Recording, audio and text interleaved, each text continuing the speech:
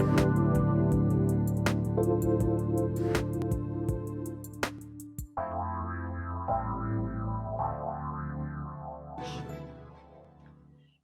everybody, and Happy New Year. It's so great to have you joining us here. You might be listening live on Facebook Live on Transformation Talk Radio's page or on Christine Upchurch professional page. You might be listening live on KKNW AM 1150 in the Seattle area or on transformationtalkradio.com over the internet or after the fact on one of the dozens of podcasts it sends up in. But whenever you're joining us and wherever you're joining us from, we're grateful to have you here. And I'm grateful for the people behind the scenes, Mr. Benny Mathers. Good morning, Benny. Happy New Year. Hi there. And happy birthday. Happy birthday. Thank you very much. Yeah, it's usually a busy top of the year for me. And then after, nothing. No, I'm just kidding. Yeah. Well, then there's Valentine's Day. And, yeah. Well, with the Valentine's Day, there's 365 days a year to show your true love. So it doesn't need to be one particular day. And I say that lovingly, of course. Yes. And Olivia, good morning. Good morning. Happy New Year. Nice to have you. Happy New Year to you too. And I want to also give a shout out to Kyle, who's behind the scenes, who gets all this stuff going to make sure that we've got great guests and our guests show up and all those details. Anyway, I'm very grateful to have you here today. And we're going to be talking about something that I think everybody longs for. And that is finding your purpose, not just like how you show up in your career, but rather how you align your life with your soul. And our guest today has lots of tips about how to do that. And she's Sahara Rose. She's a best-selling author, a speaker, and a host of a wildly popular podcast called Highest Self. She's leading the conversation around Ayurveda and spirituality and has been called a leading voice for the millennial generation. I love that because we need leaders in that generation. A leading voice in the millennial generation into a new paradigm shift. We also need that paradigm shift too. And that quote is from Deepak Chopra. Sahara is on a mission to remind people of their highest selves so they can share their gifts with the world and raise the vibration of the planet, which we so need right now. In her new book, Discover Your Dharma, a Vedic guide to finding your purpose, finding your soul's purpose, which just launched, she's helping us discover the truth of who we are and what your fears are that are getting in the way of blocking you stepping into your Dharma. She takes esoteric spirituality and brings it down to tangible life, leaving readers feeling both inspired and fulfilled. I'd like to welcome our guest today, Sahara Rose. Hi there. Thank you so much for having me, Christine. It's an honor to be here today. I do love the fact that you are of a younger generation and you had to step through a whole lot of fear and a whole lot of what I call conditioning in order to be where you're at right now, with your book and with what you offer the world. Can you tell us a little bit about your journey to break through that conditioning to step into your soul's purpose? Yeah. So I wrote this book, Discover Your Dharma, because I wasn't sure if I even had one. My mom was a refugee and my dad was an immigrant. So growing up, it was about survival. We're here, we're in the US, so, survive. And right. I knew, what a privilege it was to be in the United States and to not, have to deal with war or child marriage or many of the things that have been part of my lineage. So I thought that I, need to sacrifice this lifetime to be of service. I looked at the people who were helping others and I would see Mother Teresa or Gandhi or all these people who did this enormous self-sacrificing thing. And I thought that must be how you help people. So I looked at, some of the gravest issues in humanity from child sex trafficking to child soldiers, child labor, et cetera, and said, okay, I'll fix those things. So I actually went to school studying to become an international human rights lawyer and was working with nonprofit organizations and found myself in DC in college, realizing that I was so unhappy with my life. I felt like I wasn't really helping people. I felt like my time was spent raising money for a fundraiser that then gave all their money to the next fundraiser. And it wasn't even really going to the people. I felt like I wasn't using my gifts. I wasn't using my creativity or desire to write. And it was a really tough time in my life because I had spent my whole life thinking I was going to be an international human rights lawyer. And here I am not having the life that I would even want for anyone else. So it was a tough time for me, and my body, physical body, began shutting down. As we know, the mind and the body are connected. So it began with me with digestive issues, which led into hormonal imbalances, which led with being diagnosed with perimenopause when I was 21. So doctors told me that I would never be able to have children. I would probably become handicapped earlier in life because of the osteoporosis-like symptoms. And I would just have to take, a whole fleet of medications to try to live a semi-normal life, from hormone replacement therapy to antidepressants and so many others. So I knew intuitively there had to be a reason behind this. There had to be something I could do to bring my body back into balance, but I wasn't sure what it is. So it brought me on this journey of self-healing, which I think so many listeners have been on or in right now. And Absolutely. yes, and I studied many different health systems, and it finally brought me to Ayurveda, the world's oldest health system and the sister science of yoga based on the mind-body connection. And when I started to look at these Ayurvedic archetypes, and I read about this specific one, the air energy, it's called Vata dosha. And it was like I was reading my autobiography. Not only did it have all of my health issues, but it also described my personality, my desires. You're creative, you're someone that loves to travel, think outside the box, and also all of the, health issues as well. And I just felt so understood. So I became obsessed with wanting to learn everything I could about Ayurveda, moving to India, studying Ayurveda for 2 years, becoming an Ayurvedic practitioner, healing my body, and then wanting to share it with other people. So I figured I'll just write a book. And I thought, you just write a book and it ends up at Barnes and Noble. I was like, I don't know, it just happens. And that was really the journey of beginning to really unravel the conditioning and the limiting beliefs that had been instilled inside of me. So when I, told my parents I'm going to write this book on Ayurveda, they're like, are you crazy? Like, who do you think you are? You're never going to make it. You're going to become a starving artist. You're going to end up homeless. You're delusional. You're taking advice from these hippies. That's not a real career path.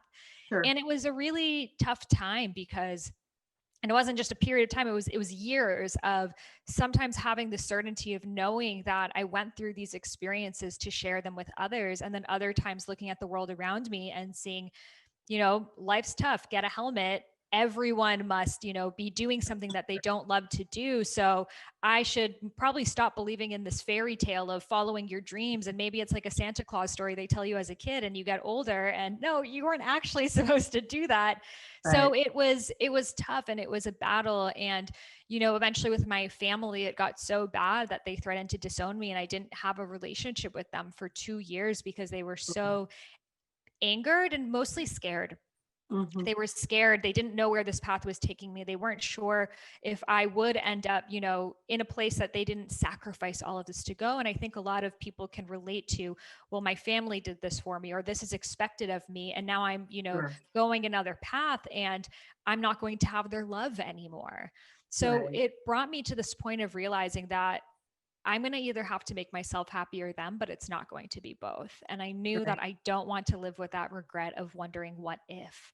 So eventually I know that we want to please our parents, not just because, it's sort of expected of us, but because we also love them and we don't want to disappoint them and we feel responsible. And yet part of the individuation process is letting go of that sense of responsibility towards your parents and transforming that responsibility to yourself. Absolutely. And now I can see it as part of my soul's unique curriculum to help me embody my Dharma.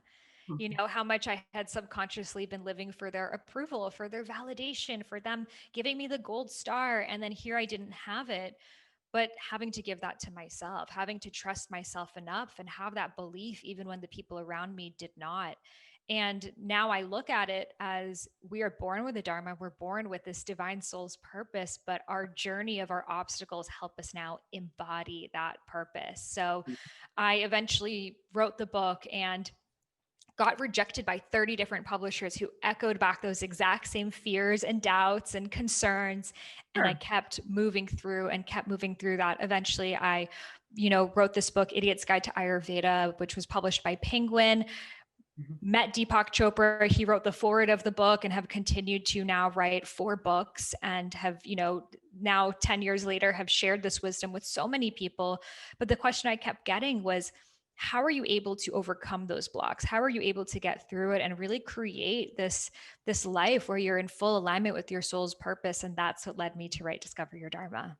Yeah. And that's so important. I mean, if you know anything about my history, I'm a former research statistician, and I worked in various fields from applying statistics from engineering to medicine.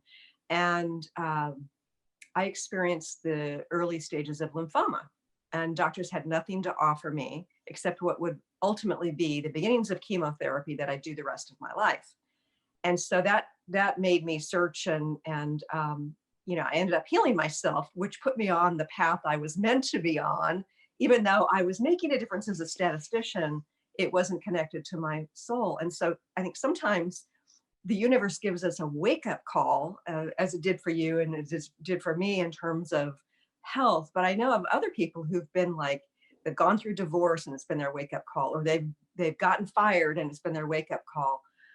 Do you have to wait until it's a big calamity to discover what your soul's purpose is? Yeah, what a beautiful question. So I like to think of your Dharma as the end of a highway, and you were born on this highway and you're on cruise control. You're in the flow, you are having the right experiences. Maybe you listen to a podcast, you hear exactly what you need to hear, or you're meeting the right people at the right time. The ideas are channeling through you from this place of pure ease, and you're realizing that you're a conduit of what is coming through you. It's not coming from you, but rather through you, through something so much greater than all of us. So this is how life is really meant to be lived. We were meant to live in flow. It's not supposed to be so tough all the time. Right. However, we have gotten off these different exits off this highway. So these exits are, hey, you'll make more money doing this, or your family will only accept you if you do that, or you're too old to do this, or everyone's going over there, or, whatever those exits say. And everyone we know is getting off on these exits. So we think, oh, well, I'm the only one on this highway anymore. Should I have gotten off too? Is it too late? So we get off this exit, and the universe, which wants us to be living our Dharma, it's the only way the world can come into balance, responds, tap, tap, tap, tap, tap. You're feeling anxious. Something's feeling off. You don't feel the same energy you used to feel. But most of us think, okay, I guess I have to, drink more wine, or, do whatever I can to numb myself and plow through this. And then the universe is like, okay, she's not responding. Knock, knock, knock, knock, knock, panic attacks, maybe bouts of depression. And then we think, oh, wow, life is just, series of unfortunate events, and you just got to get through it. Yep. So we keep going off that exit. And then it could respond like a collision, something so colossal, like for you with the lymphoma, or for someone like with the divorce, or whatever else it is, that you have no choice but to look at your life and make a shift, to make that U-turn towards your Dharma. So, for people like Eckhart Tolle, he reached suicidal ideation to make that turn. So it's not to say that you're any inferior if you had to reach a certain level of breakdown. For each person, it's going to be individual. And some people perpetually live in that state of collision after collision after collision. I think we all know those people that every day something horrible happened and another. And when you're in that experience, you think that's normal because we've only existed in our own minds in this lifetime, at least. So it's hard for us to trust that we can live in this path of least resistance, and we can live in this flow when all we've experienced are these obstacles. So the universe replying, the word for this in Sanskrit is karma. We often think of karma as what goes around comes around, but it actually has many different definitions, but really it's bounded action by the universe. So the universe is going to respond in whatever way, and the way that we tend to respond as humans is through pain, to bring us back into alignment with our Dharma. So when you are living in karma, it's that drudge after drudge after drudge after drudge. But when you make that U-turn, you start to experience the synchronicity and the flow. And it's almost like the universe is propelling you in the direction of your Dharma, that you almost are taking a backseat of your own life, and it's almost happening for you. You're still taking sacred action, but it's happening in ways that you could have never done yourself. And this is called Kriya. boundless action by the universe. Yeah. So And I love your definition of karma. Reading it here in your book was the first time I'd heard that particular definition. It makes so much more sense than just, what we brought on from previous lifetimes. I want to unpack something that you said, a few minutes ago, and that is, if we're going to get our world back into balance, that we have to align with our soul's purpose. Can you share a little bit more about, why that's important for the collective? So I like to think back in the times that we lived in villages. In the village, there were the medicine woman and the silversmith and the warriors and the basket weavers, and everyone really had a role that they, ideally had chosen for themselves, something that their energy, their passion, their curiosity is driving them for this. And the village respected all members of it because it knew for the village to come into balance, we needed all of these different roles. Today, we live in these very nuclear families, individualistic mindsets. So we have this idea that one person needs to do all of the roles, and we put the expectations on others to show up in the way that we may feel called to. So, for example, let's say there's another catastrophe happening in the news, which, by the way, is probably going to continue for some time. We take all of our energy and think, if I have enough information of what's happening in the news, then I'll be safe. It's this disillusion of, if I know enough, then I'll be safe. Has reading the most amount of articles ever led to someone's safety? I'm not saying totally drop the news, but is there a statistical, as a statistician, is it the more media you consume, the safer you become? No. No, I mean, it's really, from my perspective, the information that provides you with ease and direction and setting appropriate boundaries is very helpful. Mm-hmm. But it's the information that gives you this sense of overload that puts you into fear that is causing such imbalance. Yeah. And a sense of we're out of control over our lives, which is a huge myth. So when we can each step into our dharmas, we realize that this world has so much to be fixed and healed. And the way that we can sustainably do it is for each of us to step into something that we are being fueled by a sense of joy, service through joy. Because you can try to do something that you really hate to do, and you're probably not going to follow up with it. So if someone is being called to serve through new types of preschools, and someone else through homes, and someone else through conversations, and someone else through this, the world can come into balance because all of the voids needed are naturally being met. There is no force or no trying to fit into this thing over there. The universe actually designed us to have this array of different interests, talents, gifts, and archetypes so the world can become whole. So I think it's really tough, especially when the media and the news, and there's so many things, and it's very overwhelming, and you want to be of service, you want to help, and you don't know how, to look at it from that bird's eye perspective and realize that if you can truly devote yourself to something, that is how you can make a sustainable difference. Yeah. And it's interesting for me as a healer, or somebody who's been working in the consciousness realm for a long time, but who's also a former research statistician. I mean, I've co-authored articles in medical journals, peer-reviewed medical journals, had input on literally hundreds of research studies that have been done across the United States. And I find myself getting censored because there's like this whole narrative of, oh, well, you can't talk about vitamin D here on Facebook, even if it's randomized controlled trials, whatever. So for me, it's been sort of frustrating, but I also have been understanding that the universe is also setting those bounds, right? Because I know that I'm supposed to be supporting people through our chaos in a different way. But it can be really confusing sometimes when you show up in a particular way. You think, this is what I'm meant to do. Oh, I'm putting these pieces together. And the universe is saying, not now, or not ever, maybe. How do we sort of take the information from the boundedness that we experience, the karma, if you will, from the mild karma in particular, and find our navigation to our highest level of service? So the question to ask yourself is moving through this going to make me feel more expansive or contractive? Yes. So A lot of times we think, well, life is supposed to be super easy. So I'm just going to sit back and like let my Dharma happen for me. Should just happen, right? And we have free will.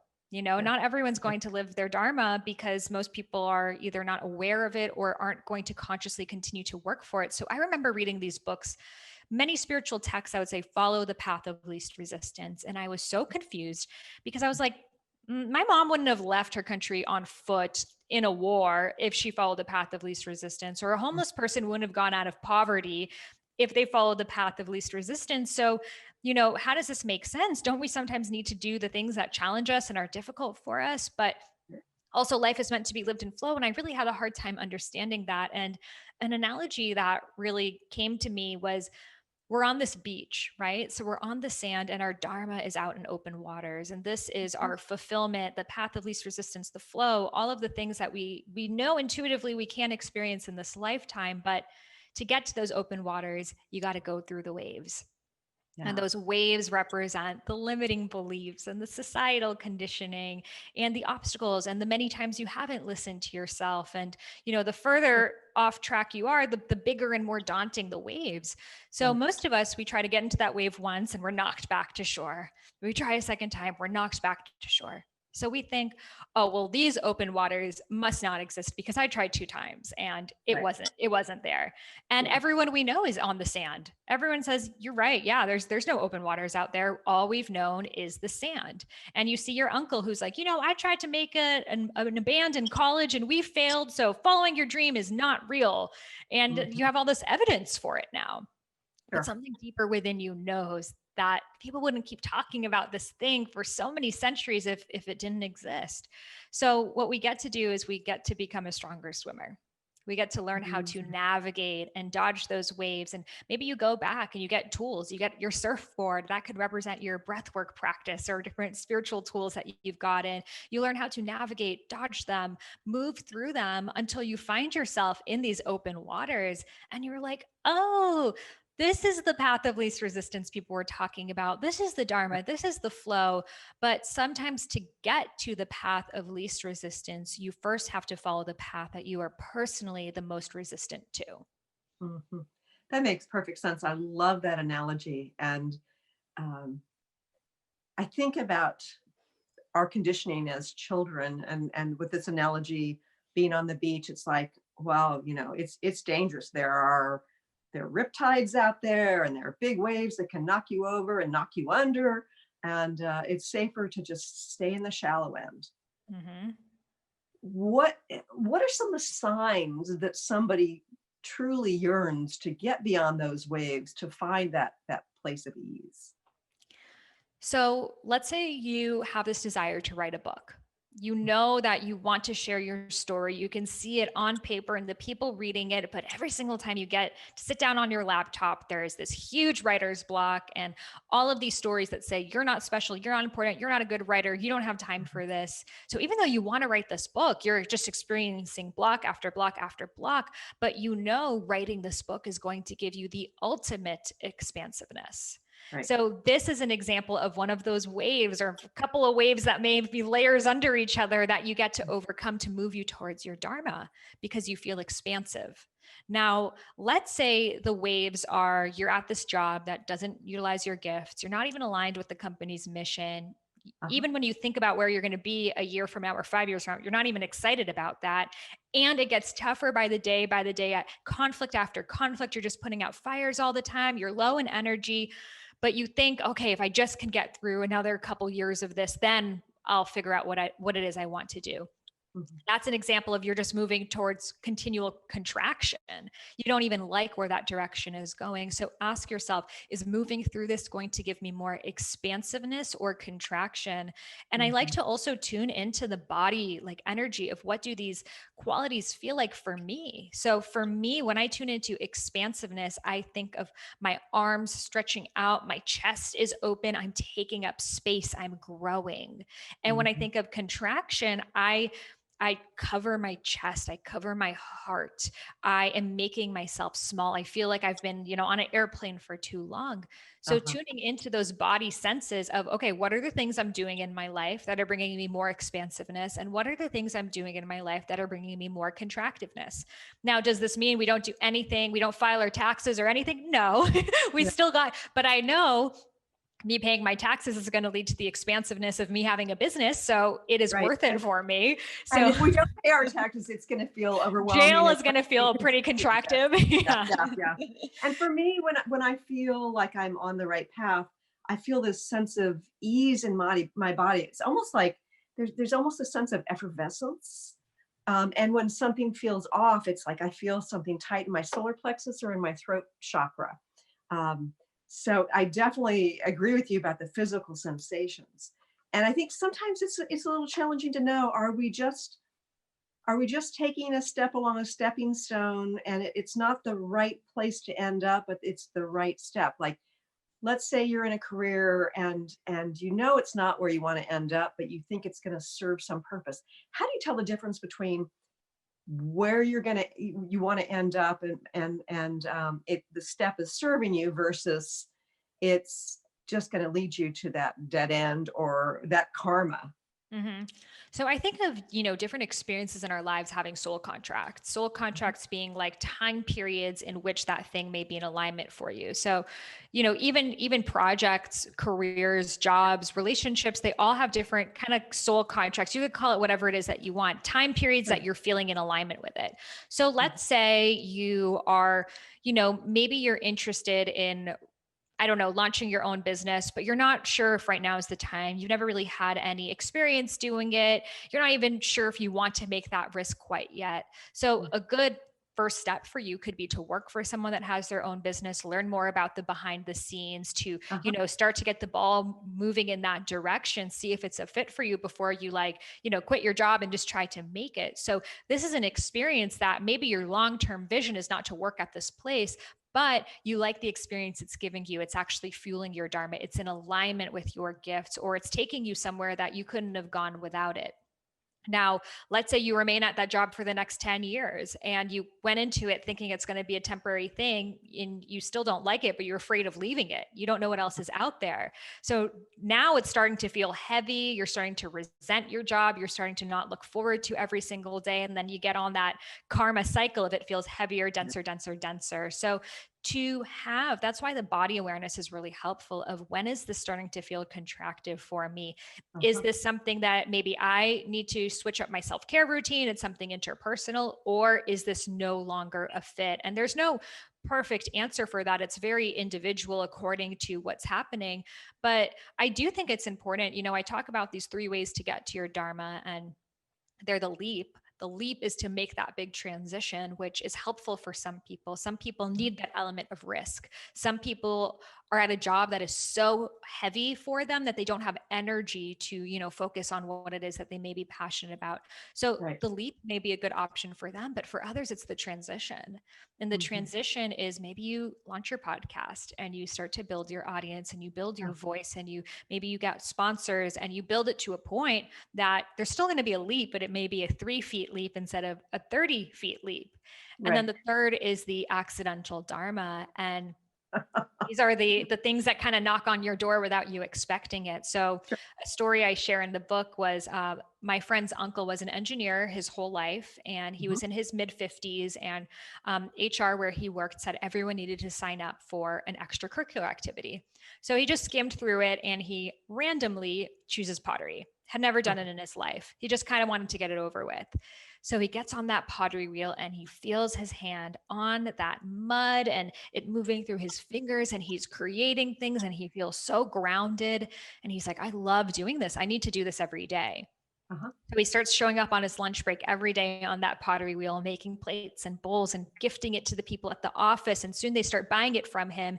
And now he's a full-time potter. That's The great. first half of his life was an engineer, and now he's a potter. So that's an example of an accidental dharma, but he could have just as easily has said, oh, I love pottery, but too bad I don't have time for it. I'm an engineer. I'm so busy. So we Yeah. all have those things that are, knocking on our doors, things that we could step into, but are we allowing ourselves to say yes to it?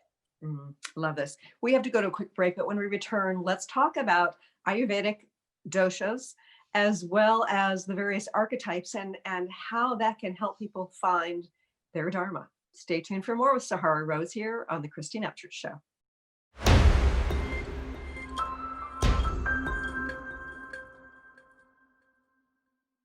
Welcome back to the Christine Upchurch Show here on KKNW and Transformation Talk Radio.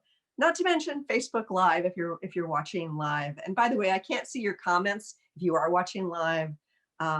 There's probably another way of getting a third device in front of me, but I haven't figured that out yet. So sorry, folks, if you're leaving comments. We are talking to the author of Discover Your Dharma, a Vedic guide to finding your purpose, Sahara Rose. And she's got a new book that just came out this month, or is coming out this month. Sahara, has it actually officially launched? It is out, yes. Yeah. It was close, in terms of the timing. Congratulations. Thank you. So first of all, I want to ask you, does Dharma always relate to purpose as within the context of a career, or can it mean something different? Your Dharma is more like your mission statement. It's your big why. It is the umbrella that combines everything it is which you are. It's not what you do, but it's how you do it. It's your soul's frequency. It's your energy. So it may, under that mission statement, there are services that can be different careers, roles, jobs, projects, etc. But it's much greater than that. So for example, let's say someone's Dharma is to bring beauty to the world. They may be an interior designer for some years, and then a graphic designer, and then a florist, and then a wedding planner, and then have an Etsy shop. And they may be kicking themselves saying, I must not have a purpose. I keep changing my mind. But actually, they were always bringing beauty to this world. Right. So what's your Dharma? So my Dharma, all of our Dharmas at the highest level is the same. It's to raise consciousness, right? We're all here to make the world a better place. For me, it's merging ancient spirituality with, the modern vocabulary that really resonates with especially my generation, and to show people the spiritual journey can be fun. I think sometimes we get so serious about things and try to, figure it all out. And I've learned in my journey, I love to dance. I love to DJ. I love to express myself in creative ways. And the more that I show myself that I'm showing up in these ways, it gives people permission to maybe bring the parts of themselves they're ashamed about or feel like they don't fit into the picture, into the puzzle, and realize it's all spiritual. It is. And there is something about laughter when it's not at the expense of somebody, but really it's like looking at incongruencies, or perhaps just something that's totally random and totally, off the wall, that raises our frequency.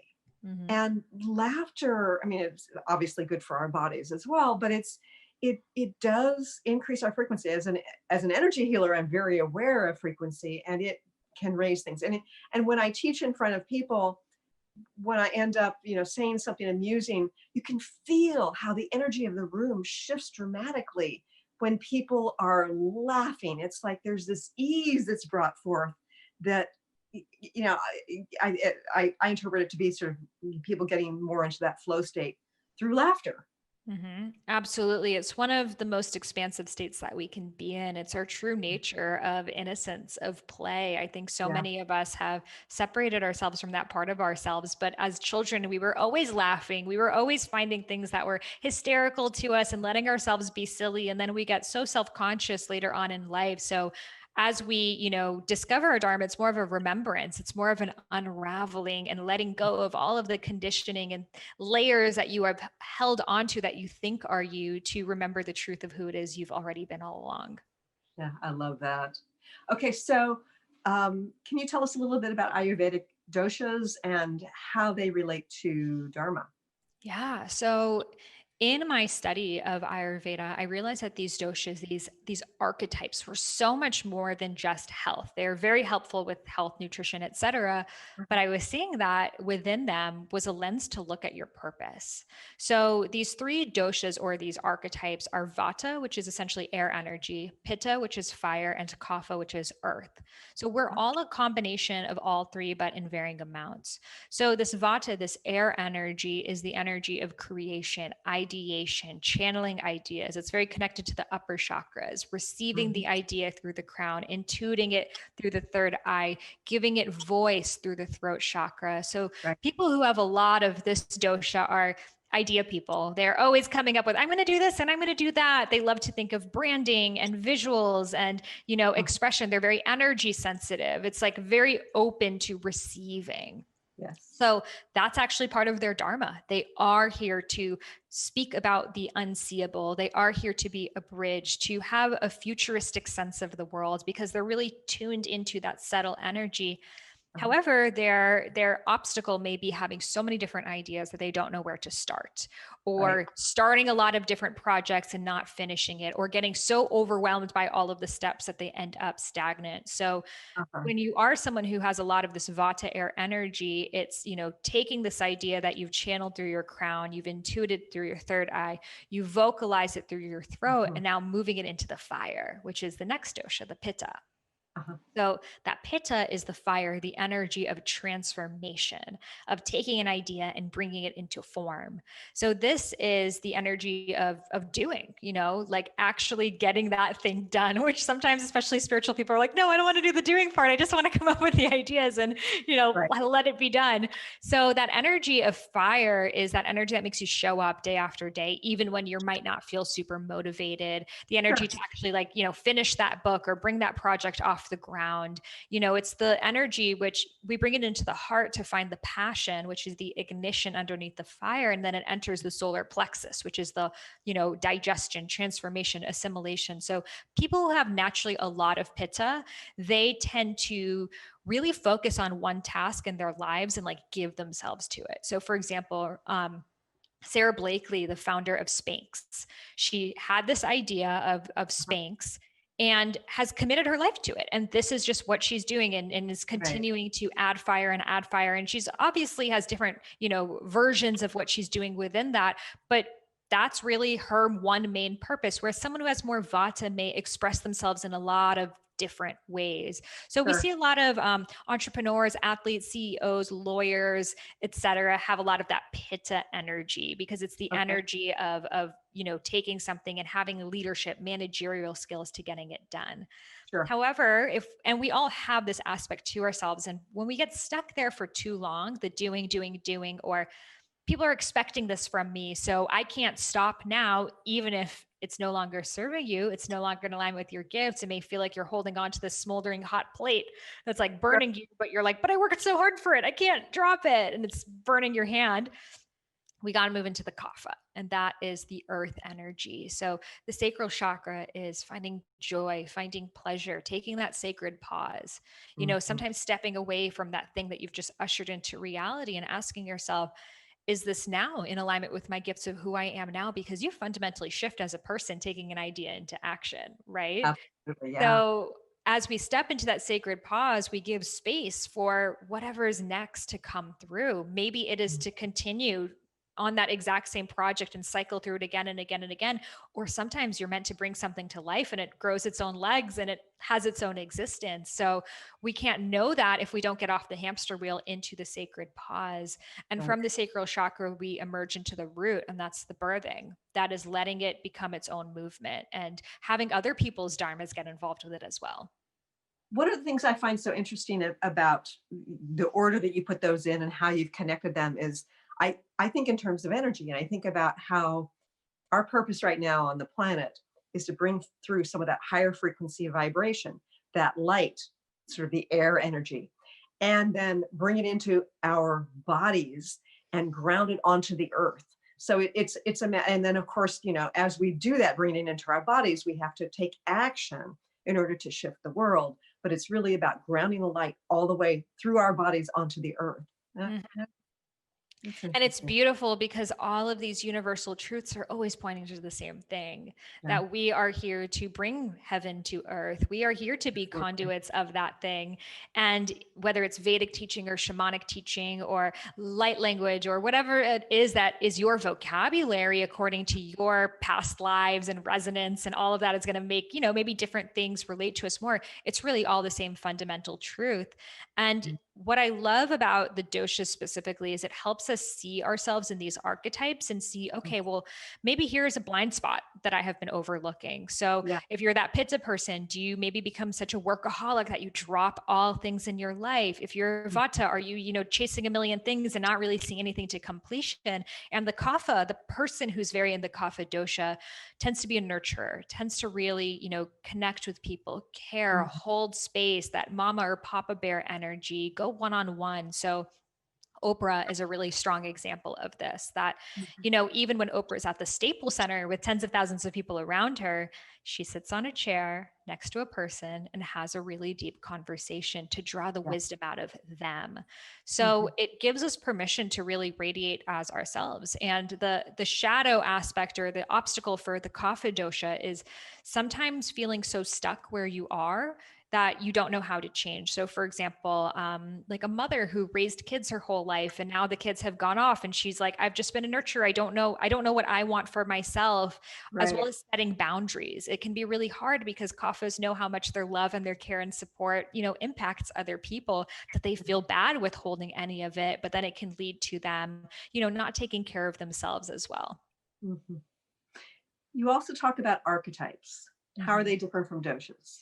Yeah. So these 3 doshas I love so much. And I wanted to further break them down into actual roles we play in society, because, taking it into a more tangible vocabulary. So I came up with these 9 Dharma archetypes, which can be broken down further as the doshas. So they are, well, we could start with yours, because I know you took the quiz on my website on dharmaarchetypequiz.com. So the teacher is here to impart knowledge. They are here to learn obstacles and transmute it by sharing them with others. That is how they're going to go through life. I learned this thing. Let me share it with you. Okay. Like mission accomplished, moving on to the next thing. And that's how they're going to go through life. So the teacher has a really strong ability to take things that are confusing or intangible or dense and make it understandable. That is what their channel can do. So teachers can have so many different roles. I mean, you could be from a spiritual teacher to an algebra teacher or history teacher, but really it's taking something that may be hard for others to understand it and assimilating it into understandable language. So maybe as a kid, when you were studying for exams, you were teaching other people that subject, and that helped you learn about it more. That's something a teacher would do. So the next one, which you definitely also have, is the visionary. The visionary is here to be a bridge for the new paradigm. They are here to inspire, use their gift of their communication, help people see a higher idea, a higher way that we can be. So their gift is their communication, their charisma, their words, their ability to bring people to this elevated state. So we can be both. I have both archetypes as well, but the difference really is a teacher may, I'm going to teach you about gardening, like I'm teaching you about this thing. Whereas the visionary, it's really here to inspire towards this new paradigm. So that's why often, spiritual teachers can have both qualities. So Barack Obama is a strong example of a visionary. Whether you agree with him politically or not, he had this ability to bring people around this cause, use his voice, use his charisma, that he, was someone who really stood for change, for a new way of being. And we can see this as his visionary archetype. And each of these have their own obstacles as well. So for the visionary, it's sometimes you can see things in people or have advice for them that they may not be ready for quite yet. I have no idea what you're talking about. Never happened, no. And for the teacher, it's sometimes not connecting with your students. So, like that history teacher who's like, I'm going to teach you about the Prussian War, and everyone's falling asleep, but they're like, well, this is important. So it's important for the teachers, first and foremost, to be connecting to the students rather than this is important and I'm going to teach it. Sure, absolutely. So what are your archetypes? My first are visionary and teacher. Okay. Yeah. That's why we have podcasts. Yeah, exactly. So my third one is the artist. So the artist is here to bring beauty, and everything that they do is going to have an element of beauty to it, whether it is their homes, their social media feeds, the way that they dress themselves. They really care about the colors, the textures, the experience.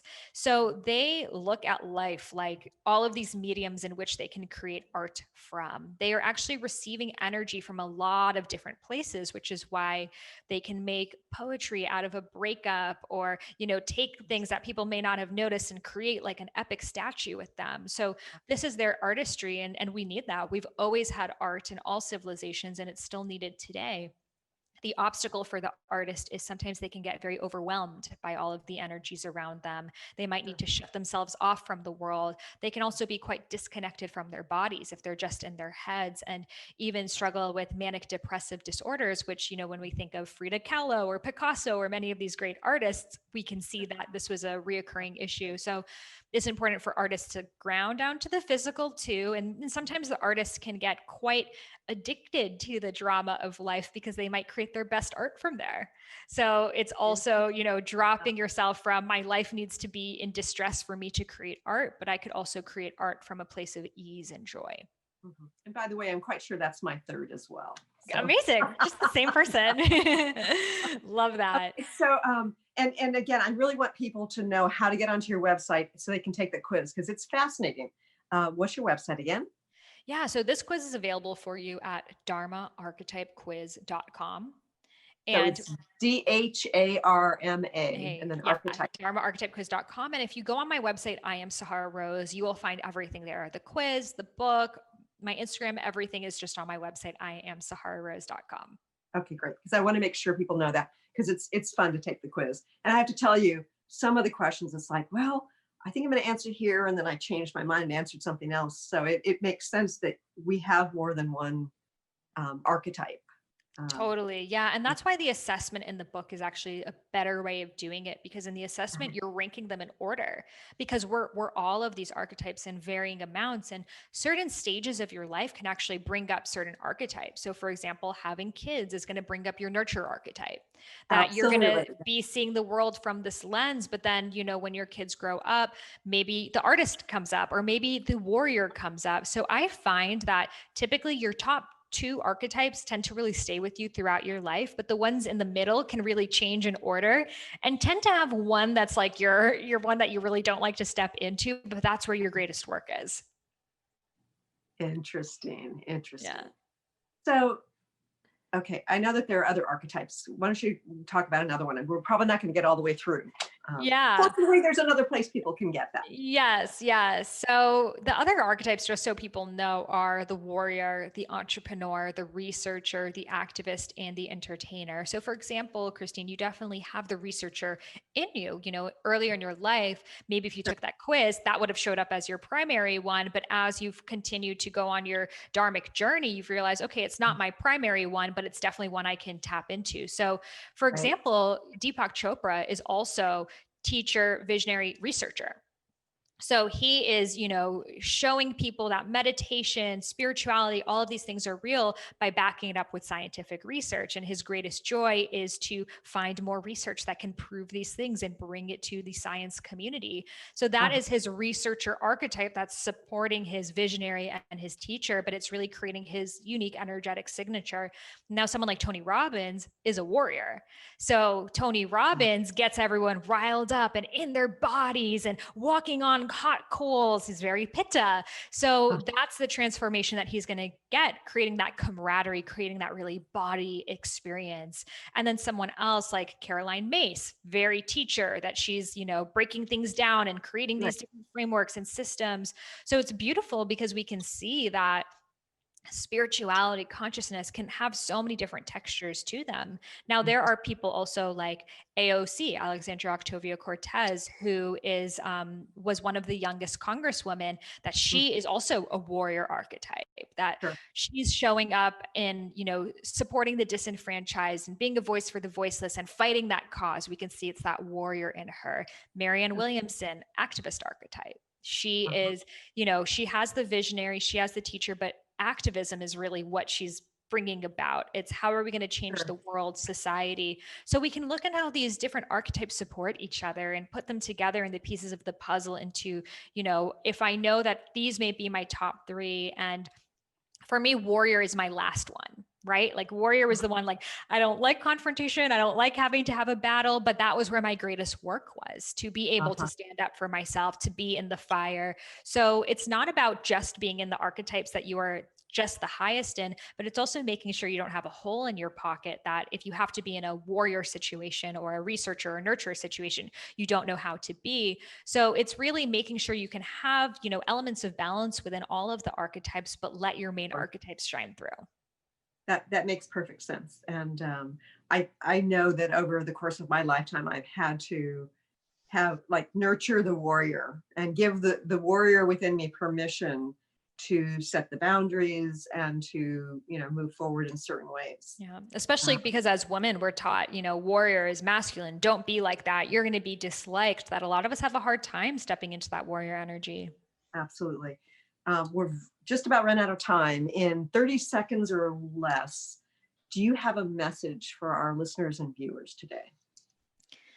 Now is genuinely the most important time that we can remember our dharmas. We are so needed right now. If we can collectively come together in offering our gifts, our talents, our skills, our interests, and if you're not sure what that is, follow the excitement. Excitement are breadcrumbs guiding you towards your dharma, that thing that you keep wanting to talk about or Google search or have a conversation about. It's in you for a reason. Your dreams are dreaming you back. So step into those desires, see where they will take you, and know that that is the highest way that you can be of service to humanity. I love that. Follow the excitement. Follow the excitement. Okay, so I want to talk about your book one more time. And the foreword, was written by Deepak Chopra, which is seriously cool. And it is called Discover Your Dharma, a Vedic guide to finding your purpose. Yes. And I want to thank you for being here today. I truly appreciate your presence and the gifts that you're sharing with the world. Thank you. Thank you so much for having me and creating such an amazing container for so many to dive deeper into their truth at this time. Thank you. And I want to thank you for joining us here today. And I invite you to step into your vibration of change. Thanks so much for tuning in today. If you'd like to empower yourself to step further into your vibration of change, please visit my website at christineupchurch.com, where you can learn more about my insights, upcoming events, and private sessions.